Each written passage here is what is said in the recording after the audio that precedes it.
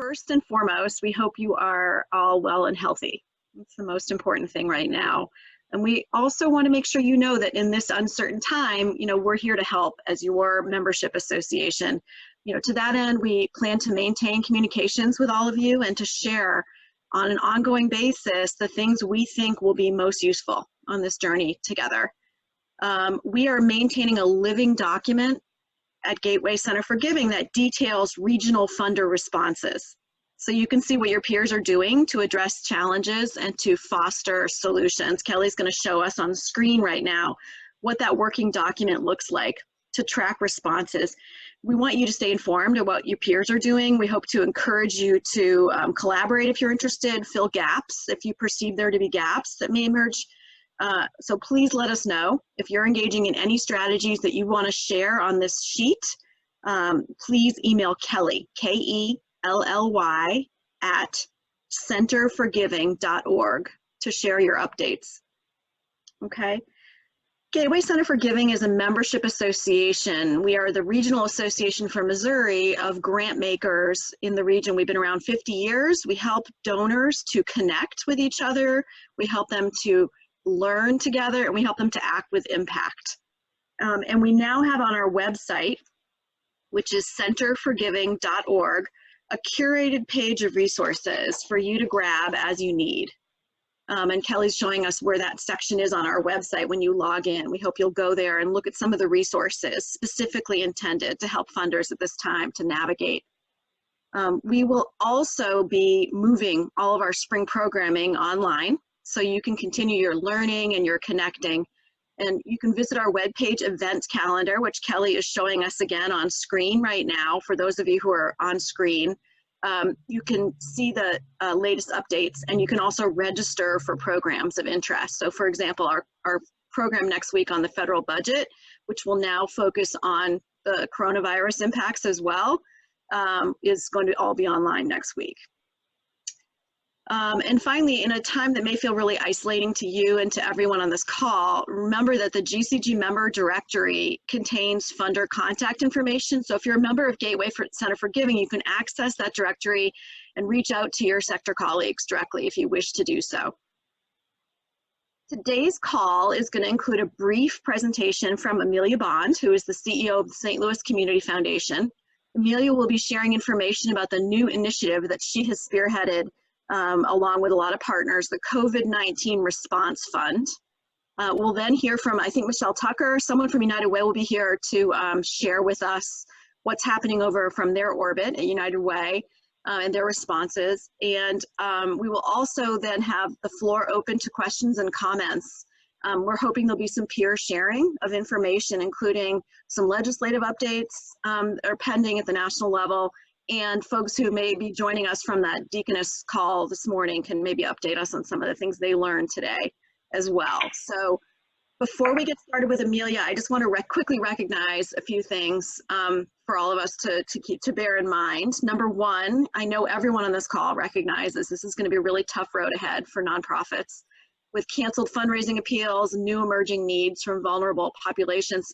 I did reach out to Diane Drollinger of the Network for Strong Communities yesterday, and she told me she had a call on Wednesday with 67 regional nonprofits, and they reported great stress, from personal fears about their own health to remote work difficulties to layoffs to fundraising worries. So there's lots going on there. Second of all, this is obviously going to be an exceptionally tough time for individuals in our community. We can't understate the equity and access issues. And as these challenges are undoubtedly going to affect those who are least equipped to withstand a virtual total shutdown. And finally, we want to recognize the uncertainty ahead for everyone on this call, our community of funders. We know that as the stock market fluctuates, as endowments are down, and as corporate profits are shrinking, there's general concern at the same time about the government's ability to maintain their designated support for community needs. So that's a lot of uncertainty coming from a lot of places. And we have to try to control what we can, and there are things we can do together to try to address the situation. We know this is a time that really calls us to be brave and to step up and to show up as funders wherever and however we can. So for funders, that might mean thinking through some of your grantor-grantee relationships right now. Perhaps you might consider allowing more flexibility to your grantees with your grant dollars. You might be thinking about relaxing your reporting requirements, offering discretion to nonprofit leaders to use your money for general operating support rather than a project that may no longer be feasible. You know, the current conditions obviously have changed everything. So we have sample messaging on our website from funders to their grantees that you can take a look at if you want to see the language that's being used by funders elsewhere across the country to try to alleviate some of those strict requirements on their funders, on their grantees, and to let them know that that money can be used more flexibly. At the end of the call, we're going to ask you if you think we should offer some weekly funder check-ins to maintain community and to maintain some continuity in what's happening around the St. Louis region and beyond. So we'll be doing a quick survey. You'll see that in the chat box. We'll also be monitoring the chat box for questions, and we'll be sharing those out. So we're going to, again, just to give you, for those who have just joined, to give you a sense of the agenda here, we're going to have Amelia Bond, CEO of the St. Louis Community Foundation. First, she's going to tell us about the newly launched COVID-19 Regional Response Fund. And after Amelia presents, we'll hear from United Way and hear about their responses. We'll also then have time for questions and people to contribute information that they think is good for the good of the community. We've got 60 people on this call, so we'll ask people to try to limit their lengthy comments to something offline. Okay, so starting off, Amelia, without further ado, we have some screens, stuff to put up on the screen for you, Amelia, so Kelly will handle that from here.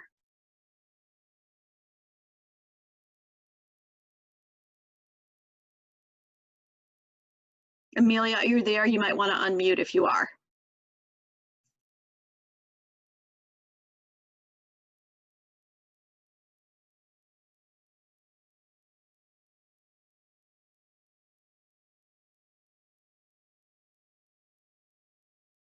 Yes, Amelia, can you hear me? Now we can hear you. Can yes. You hear me? Amelia Bond. Okay, I apologize. Great. We've got 60 people on the call. I apologize for that. I'm doing it through my phone, but you have to mute on. It was on mute on screen, so apologize for the delay there. Well, thank you so much for the invitation to present to you some information about the COVID-19 Regional Response Fund. And I want to just give you a little overview and background, and then I'll be happy to answer any questions.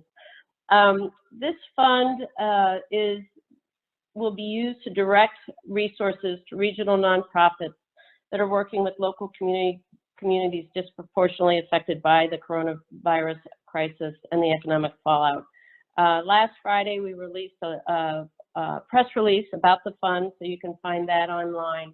This concept of this regional fund is not new. It just has not been used here in St. Louis. We first saw this type of fund arise back when Hurricane Katrina took place and in New Orleans. But most recently, Seattle Foundation launched a week ago Monday, their fund. And so we've modeled it after that. Even more, about a month ago, Middle Tennessee used a similar concept for their tornado response. And the goal is to build a coalition, to build a sense of community around the COVID-19 Regional Response Fund. To date, we have 25 philanthropic, business, nonprofit, and public partners that have come together to form that coalition.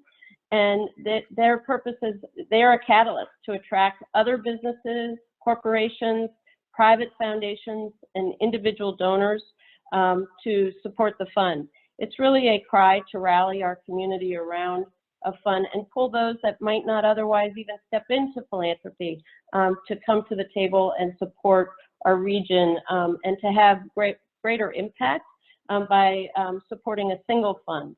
As you may recall, back when Ferguson happened, now 6 years ago or so, we had a lot of disparate funds that were created. And so this is an effort to pull us all together. What I'd like to speak to is a little bit about the process. We have set up an advisory council for the fund.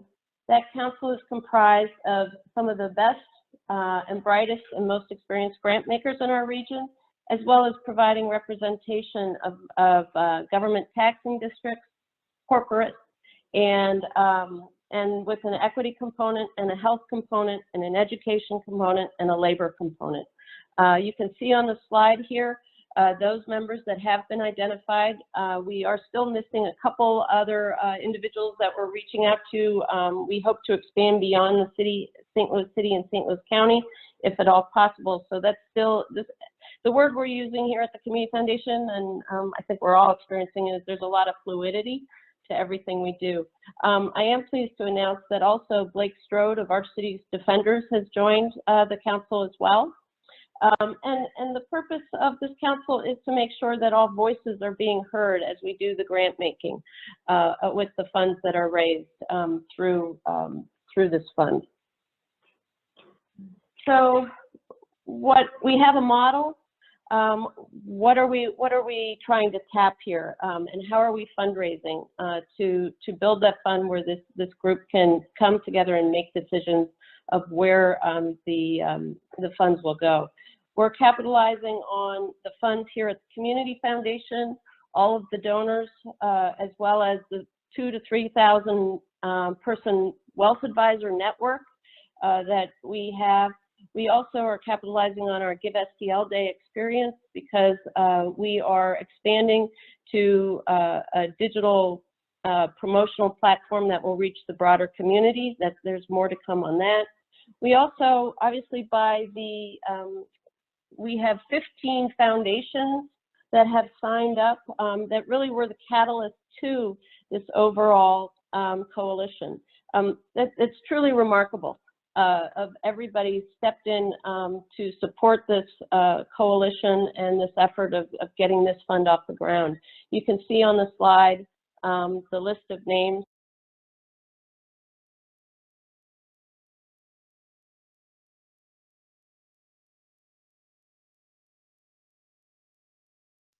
Amelia, you're muted yourself there. Come back. I'm on, sorry. It seems to do it on its own. So individuals and individual donor advised funds are beginning to hear about this and take action as well. We do expect this to continue throughout the crisis because people will step in at different times. We also, you can see, have corporate interests. We've got some significant corporations that are coming to the table, but we also have the mid and small sized businesses that have expressed interest.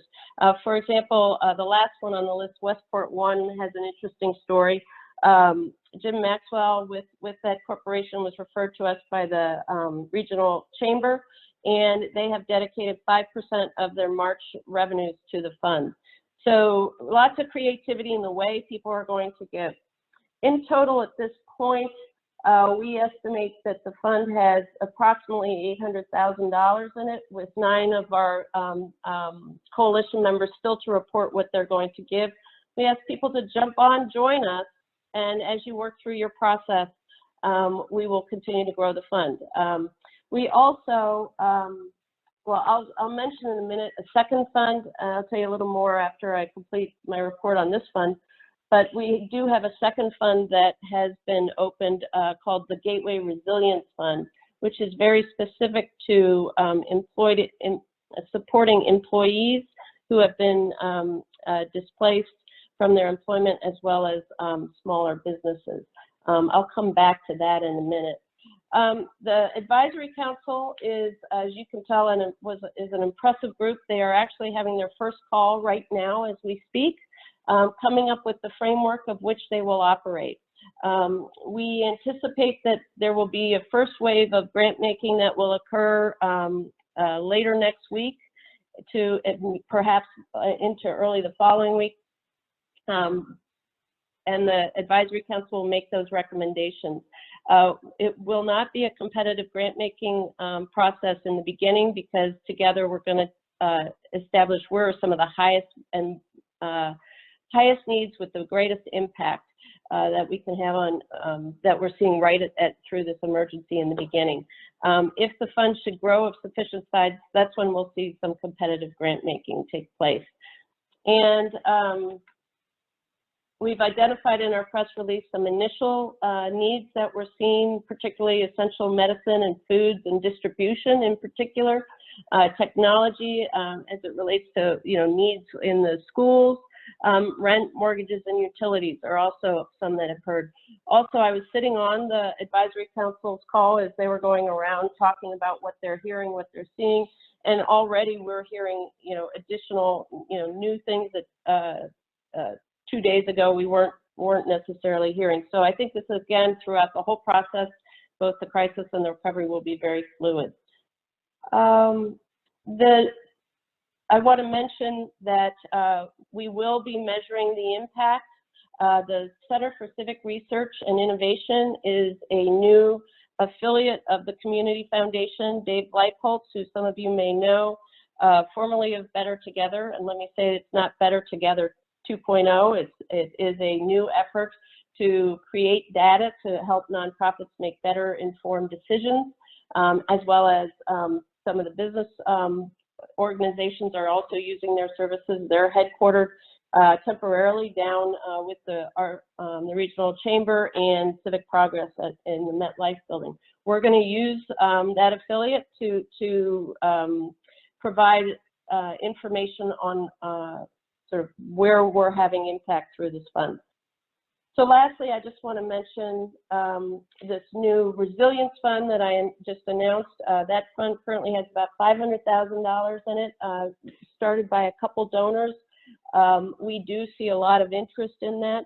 Obviously, $500,000 won't go very far when Missouri expects to have 80,000 unemployment applications this week. So we are going to have very specific criteria to provide emergency relief.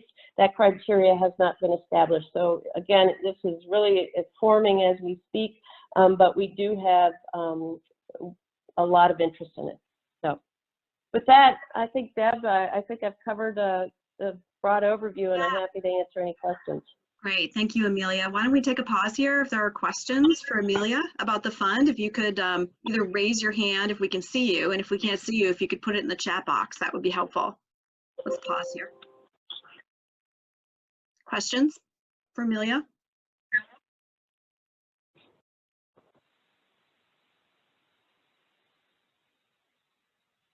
Oh, Deb? Yeah. I might just mention that we do have a executive summary that's available. If anyone wants to contact me for any of the information, we're also finalizing some FAQs, so I'm happy to send that to anybody. You can reach me at abond@stlgives.org. Also, many of you know Elizabeth George. She is in charge and managing every aspect of the advisory council, so you can also reach her at egeorge@stlgives.org. Great, thank you so much, Amelia. Thanks for moving quickly. It looks like we have a question from Dana. Amelia, thank you. Can you share explicitly how you distinguish between the two funds? One will support nonprofits, and the other, the Resilience Fund, will support individuals, ? Yes, that's correct. That's correct. Individuals and small businesses. The Community Foundation has about a dozen to a dozen and a half employee care funds.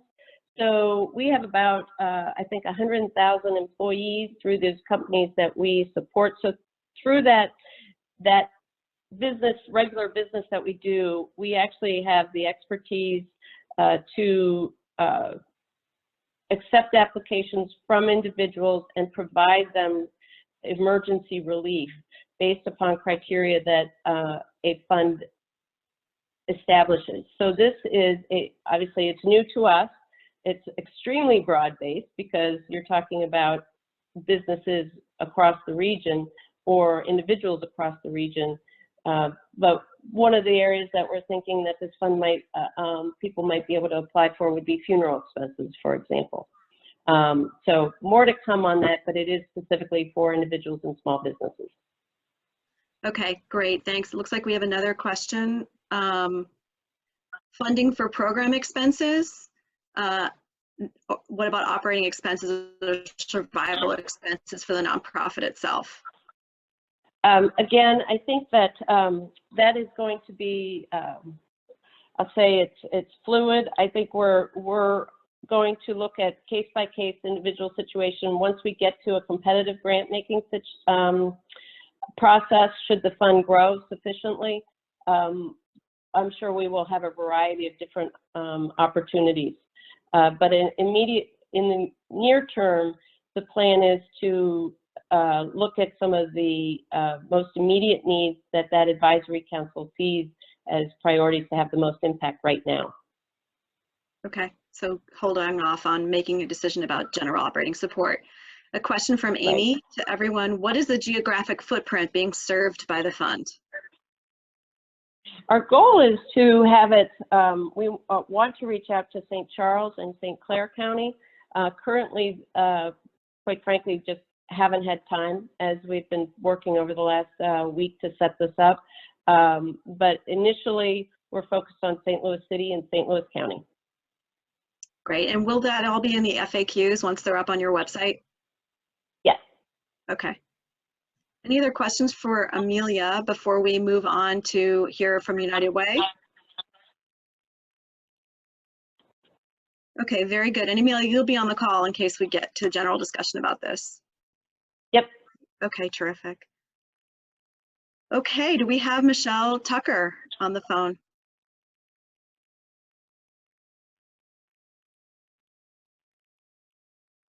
She might have to do what I did, was unmute on the screen. Okay.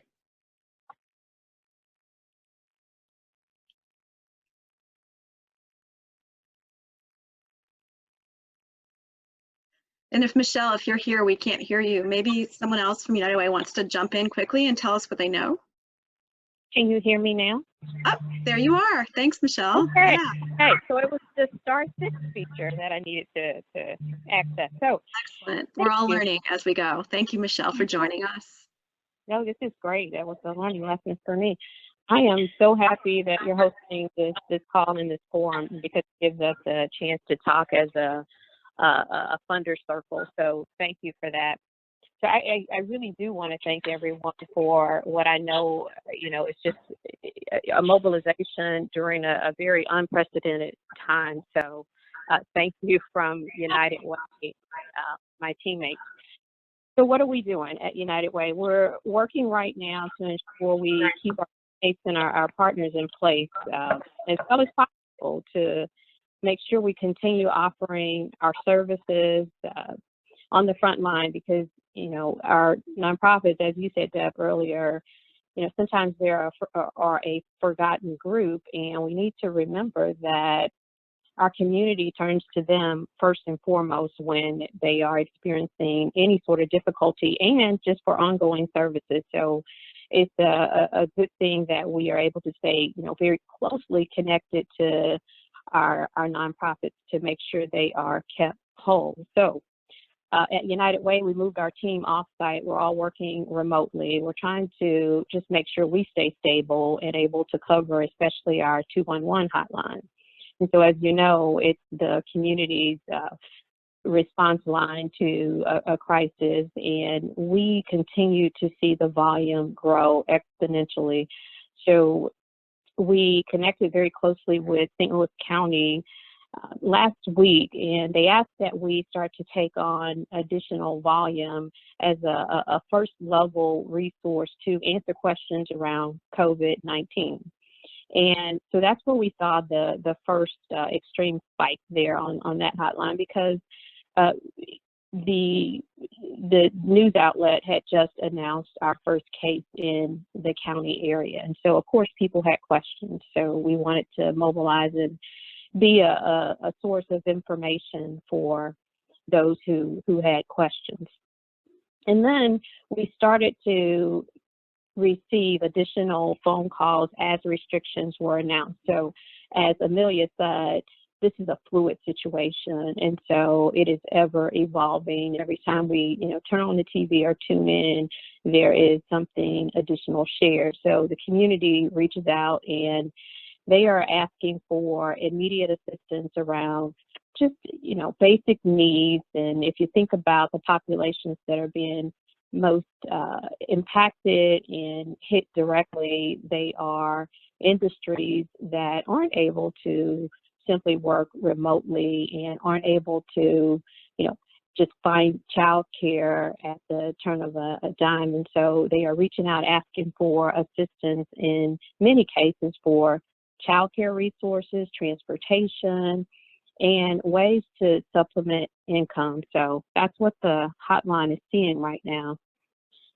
We announced a partnership with Ameren, and I hope that you saw that yesterday through a press release, and that was to expand some of the services we already manage for Ameren. This is specifically targeting COVID-19 impacts or impacted customers of theirs because of the restrictions. Again, certain industries are impacted more so than others, and so Ameren has announced a program that will help to apply credit to their clients if they qualify or within a certain industry, so that they don't see, their accounts grow over this period of time where they're maybe not able to pay their utility bill, and they have waived any sort of disconnections during this period. So it's a really great program, and they committed a pretty significant amount of money to that, and that'll be offered until those funds are depleted. And I think that Ameren is probably going to continue to revisit that as we move forward. We're working directly with our network partners, and there are 160 agencies right now in our network. And those agencies are some of the strongest nonprofits across the region. They are the ones the community will continue to turn to for resources. And so we surveyed them early on to just understand what their immediate needs were and what their growing needs are, because we want to make certain they stay in place to service just their typical clients and ones who will be directed there during this crisis. So through our surveys, we've assessed that there are specific supplies that are needed. And with our connection to Red Cross, of course, you probably saw this announced pretty nationally. It was the need for blood and hosting blood drives during this period of time. So we're helping to not only coordinate supply drives, but blood drives as well. And we're trying to establish whether we can host a blood drive at our United Way site. We're also trying to mobilize volunteers across the community. So if you know of companies or individuals who want to participate within COVID-19 related volunteer opportunities, and we're making sure that they're vetted and that our partners are making sure these are safe opportunities, but we're posting those centrally on our volunteer hub, and that's the website that we have always offered for the community, but right now we have a special focus on what's happening today. So visit that website, and I'll get that to you, Deb, after this call so that you can circulate that across this distribution. Okay. Right. And Michelle, you should know, I don't know if you're on the screen or not, but Kelly is doing a great job as you're talking about things. Kelly's pulling them up, and so everyone can see it on screen, your web page as well as some of the Ameren stuff. So that's wonderful, and I appreciate that. Yep. And we introduced a weekly call for our network agencies so we stay in tune to what their needs are and help as much as possible. We're also posting on social media anything that is immediate where we need to broaden the audience around, the visibility piece. And so we're like posting. So please follow us and stay in tune to what the partners are saying they need. And then finally, the one thing I wanted to touch on and make sure I made the connection back to what Amelia talked about is we are working as a part of the collaborative that Amelia pointed to, and we are serving as a key advisor when it comes to directing funding to nonprofits and necessary efforts right now. And so the call that's being hosted by Elizabeth at the same time as this one is being covered by our Chief Impact Officer, who is very close to our allocations process at United Way. So she is a key expert and will share as much perspective and insight as possible to help to quickly get the funds out from the grant-making process being established. And we're also asking that our funders consider contributing to the St. Louis Community Foundation's fund, because we know that this will be an effort that is not just immediately addressed. It will be one that has a long-term effect. So we are going to be in this for a while as a group. And so we want to make sure our community is supported through recovery as well.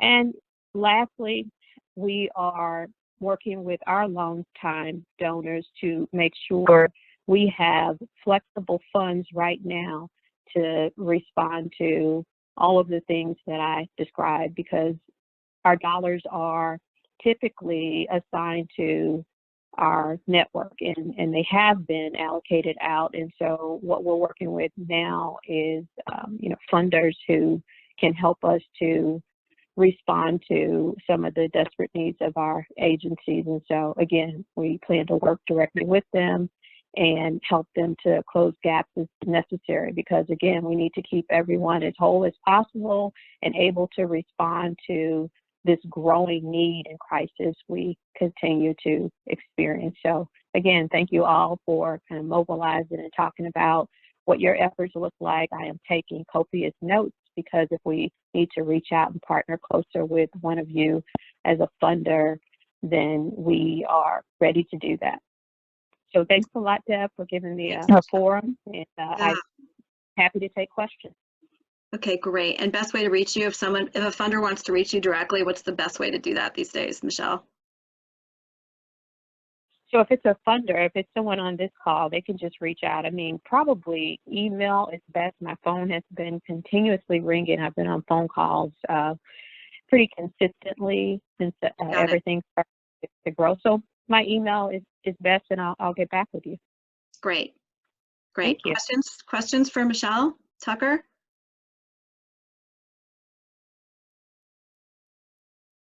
Any specific questions?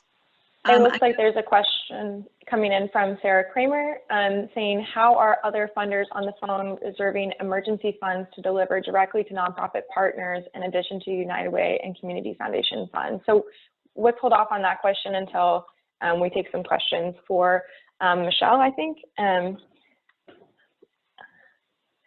Does anybody have any specific questions about the United Way's response or anything Michelle has shared?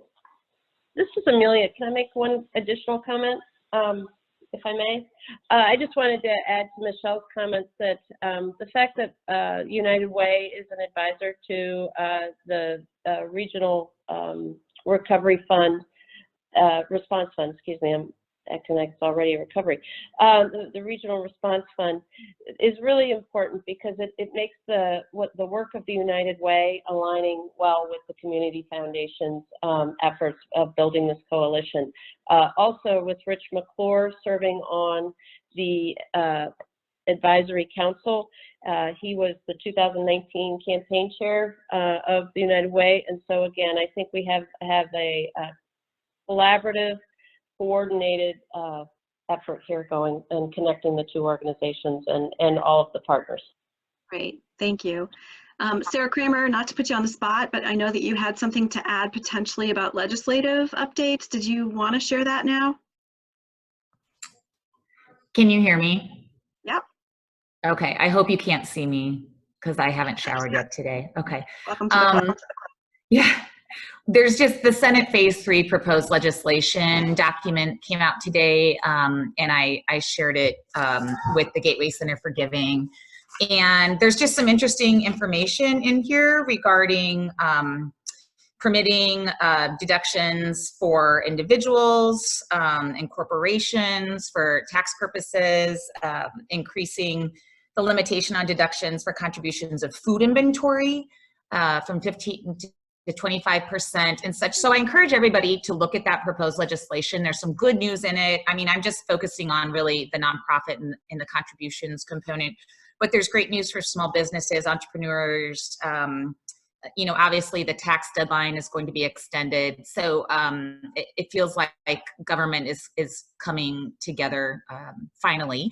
And that is a wonderful message for our nonprofit partners and clients to acknowledge as well. So if we can just, you know, if you guys want to post that on your website, great. And then we'll just all follow it. Will do. Thanks for contributing that. Is anyone on this call that was on the Deaconess call that wants to do a quick report out on what they learned this morning? I'm not sure if that call's still going on, so there might be people who are still on that call. I just wanted to share real quick, Deb, some comments for folks that are on the phone and can't see the chat box. We have a comment here from Melinda saying, I'm thankful that United Way is identifying ways for people to serve and volunteer. I think there are many wondering what they can do personally to help. Glad to see you are identifying and sharing these opportunities. Thanks. And then a comment here from Stephanie Herber saying, no questions, but in addition to nonprofits, I would encourage everyone to include government agencies as eligible orgs/agencies to receive funding. There are local government departments that are serving as safety net providers as well and will need emergency support, example, City Department of Human Services. So just for our folks on the phones, we have those comments in the chat. So. Deb, this is Serena. I was on the Deaconess call, and it is still going. It's scheduled to go until noon. One of the things that they talked about was what's happening with the school.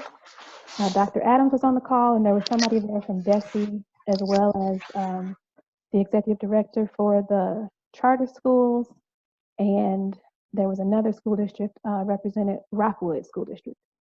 One of the things they mentioned that I thought was surprising is we're hearing this information about charter giving free internet access to students who may need to work online. But it turns out that if you have a past due bill or if you owe money for any reason, you're not able to access that free resource.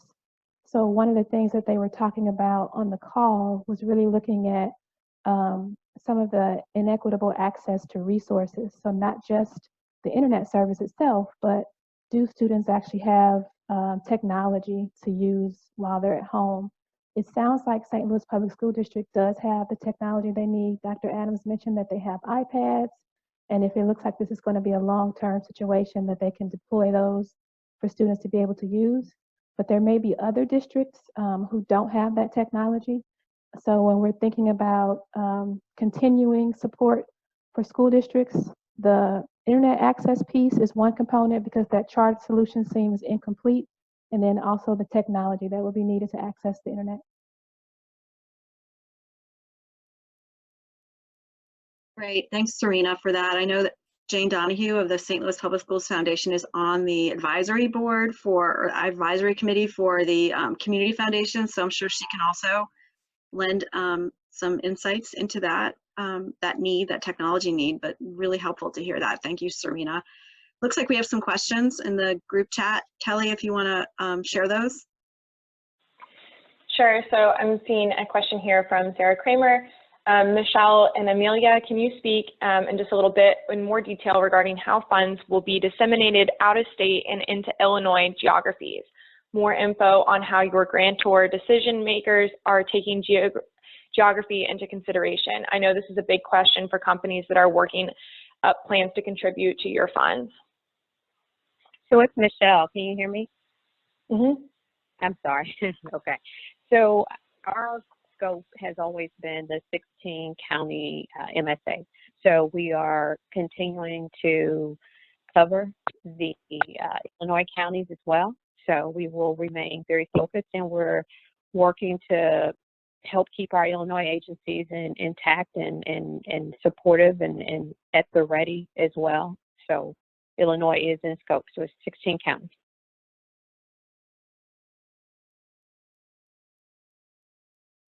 Amelia, do you have anything you want to add to that?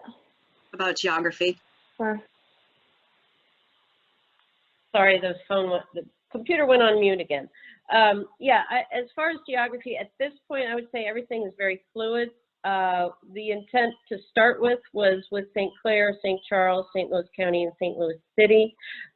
We have, our goal is to have 2 taxing districts from each participant, from each governmental participant represented on the advisory council to give us a broader, in-depth knowledge about what's happening in those regions. So I would say that we're still working through how broadly and regionally the funds will be expended. And I think it depends on what nonprofits or community-based organizations are chosen, as well as how much money we raise for the fund matters too. Because if the smaller the fund, we want to have more impact and really focus, make decisions based upon the size of the fund as well. So a lot of variables, a lot of decisions, and I think, again, I'll go back to the word, it's very fluid.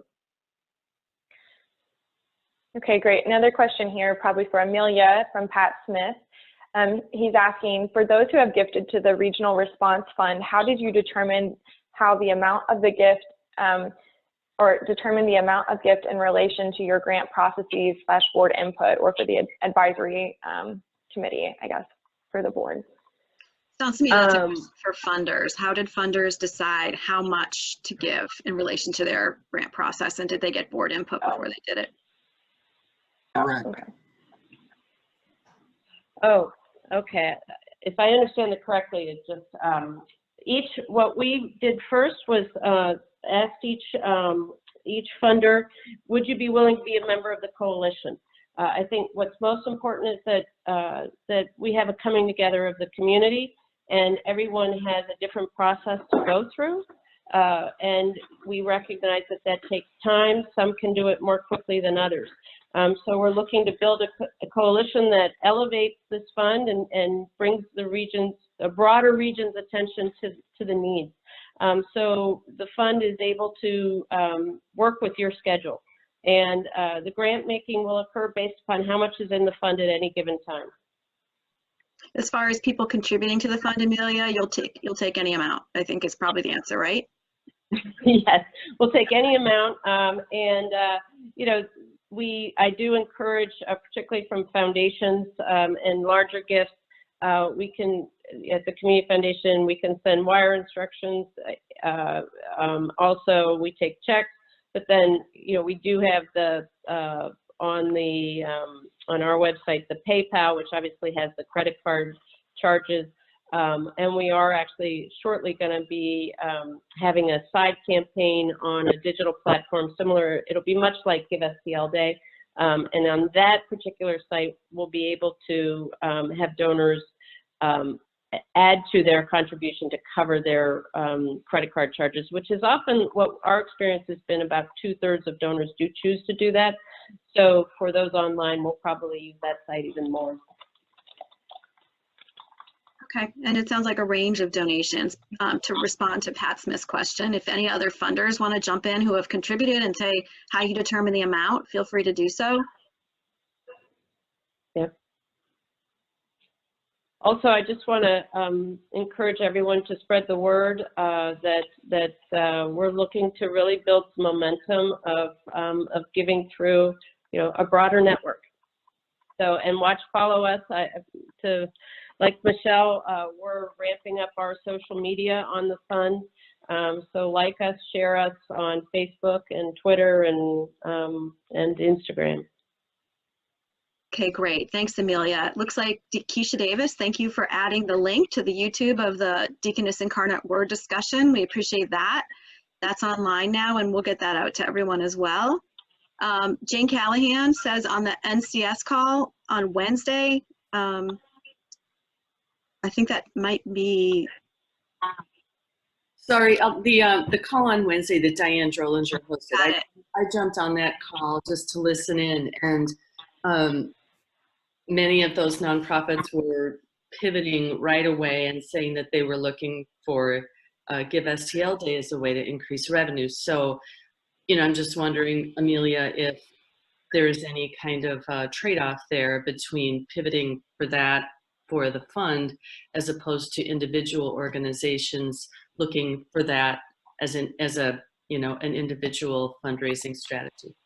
Yep. No, great question that we've been asking ourselves a lot. And again, I suspect we'll become better adept of what's the messaging and target audiences. We have had some questions is, are we going to continue to do Give STL Day? The answer at this point in time is absolutely yes, because we see that Give STL Day is really a platform for the nonprofits to send out their campaigns and their message, whereas the COVID Regional Recovery Response Fund is to draw donors to what's currently happening. So with so many nonprofits having to cancel galas, their spring galas and their fundraisers, we probably are looking at some message changing around Give STL Day, that it's a way for them to use the platform to raise funds the way they may reach out to their donors that they may have had typically going to galas. So we'll have a lot more on that in the coming weeks, but Give STL Day is scheduled for May 7th. Okay, I want to loop back to Sarah Kramer's question from a little bit ago, which is for everyone on the call here, how are other funders reserving emergency funds to deliver directly to nonprofit partners in addition to these kind of regional or pooled funds? So if anybody wants to reply to that. And you can always enter into the chat box too if you have a response.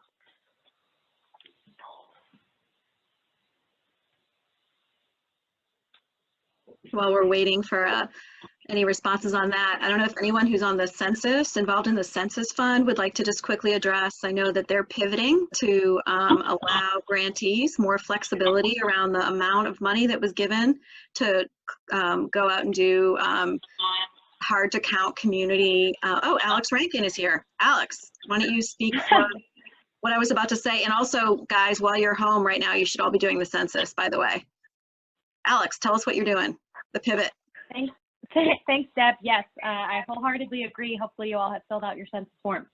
I was actually going to also just briefly respond to Sarah's question. I couldn't figure out the mute. So I privately messaged Sarah just saying that MFH is obviously looking at statewide funding as well for COVID-19 responses. And so if there are funders that are interested in talking to us about kind of the statewide approach, we're happy to talk to you. I'll put my email in the chat box so you all have it. In terms of just how we're pivoting with the census funds, and we have a ton of our census partners and funders on the phone here that have been great, but we did send out both an email and then had a call with our grantees explaining that for many of them, they had put in-person activities as a big component of their census work over the next several months. And we have reassured them that they should be, suspending those activities and not trying to do in-person events. Most of them in the St. Louis region cannot anymore. And trying to give them flexibility and brainstorm about other types of digital, social, creative ideas for them to engage. I think biggest thing for us was making sure that our grantees felt supported in the fact that, one, they have to change their current project activities for the census, but two, we also understand if other work is taking priority right now. So just a kind of a note for everyone to just be mindful that even if there are current grants happening, a lot of these organizations are shifting priorities on a dime, and they're doing really great work and the best that they can. So a little flexibility goes a really long way. Great illustration. Thank you, Alex, of grantor, grantee checking in. We've got your back. Use the money for what you need to use the money for right now. Thank you.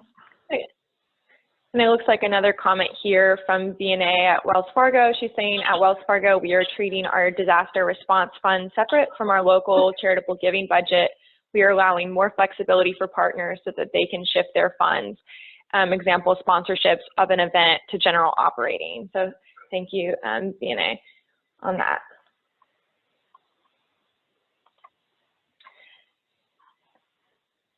Okay, we're going to put something in the chat box for all of you to take a look at in a few minutes, which is going to be a quick survey to share input on key questions about whether we should do weekly check-ins and also whether or not Zoom is working for you. So Kelly will stick that in there for you to all fill out. We have about 5 to 7 minutes left.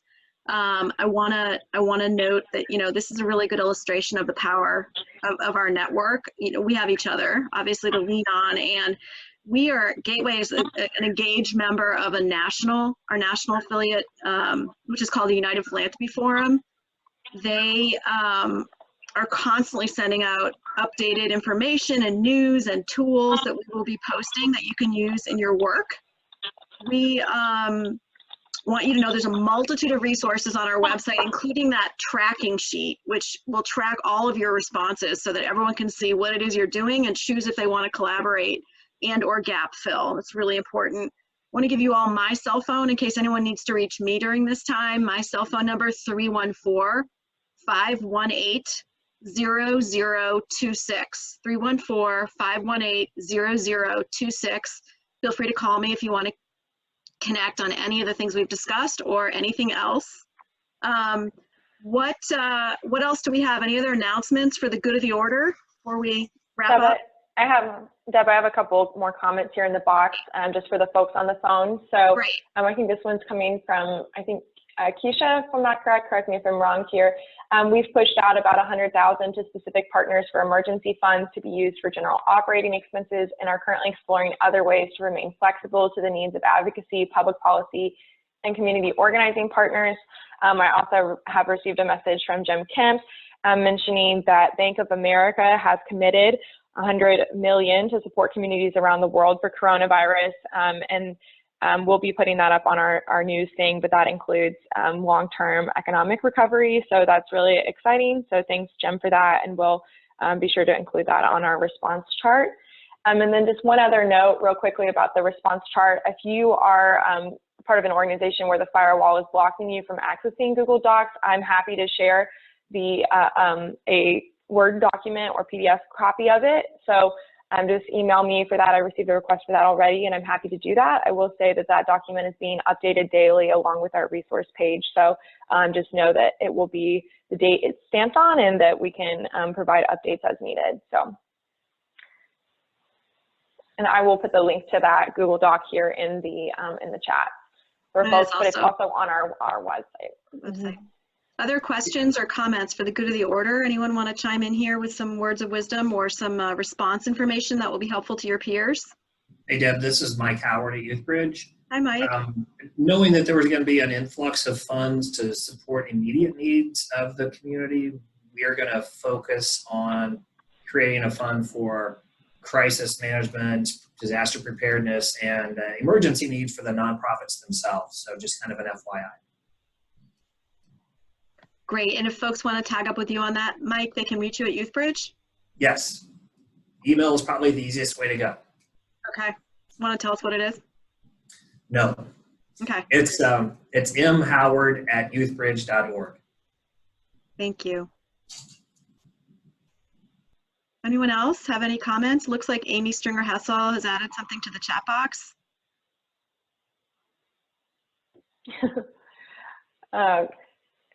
There's a comment here from Amy saying that for statewide work, Community Foundation of the Ozarks has set up a response fund. I believe they have 53 communities across the state. So thank you, and we'll be sure to put that in that document. Dana saying, put on your mask first before assisting others. Just a reminder to practice self-care. So thank you, Dana, on that. And then Wendy's asking, so YouthBridge is looking more long-term. So Howard, I don't know if you want to. Yeah, so we're looking for more of the intermediate long-term needs that the nonprofits are going to have kind of post the initial crisis. Anything there. else? This is Julio Suarez, and hopefully you can hear me okay. I'm calling from my phone. This question is directed towards Michelle Tucker. So I'm trying to. I'm wondering whether you know if United Way Worldwide or any sort of other national entity has a list of sort of remote volunteer opportunities that are available to employees. I'm thinking not only about St. Louis, but also we have sites all over the country. I realize this call is intended for St. Louis region, but I wonder if you could comment on that question or those type of opportunities. Hey, Julio, hopefully you can still hear me. Yes, we can direct to you and Bill some opportunities that are occurring across the country. So I'll send to you the St. Louis ones and this regional area opportunities, and then we'll get you some for the other markets you service. Okay, thank you very much. And Thank you thanks for for coordinating this call, Deb and team, and for what everyone's doing on this call. Sure, and I think that the spreadsheet, you folks can take a look at that Google Doc again. It really is creative what a lot of our members are doing to step up. You look at Enterprise and they're making it possible for college students to rent cars so that they can drive home. Everyone's sort of contributing in the ways that they find suitable, that fits their capabilities, and we really appreciate that at a time like this. Any other comments or questions? Just a quick reminder, we will be, this call has been recorded, so we will be posting it as a resource on our website after this for folks who weren't able to join us. So be sure to check back for that, and then complete that member survey so we can figure out whether we want to keep doing this and at what frequency. So thank you. Yeah, everyone, thank you so much. We will be in touch without actually touching, and let's all take care of each other. Thank you.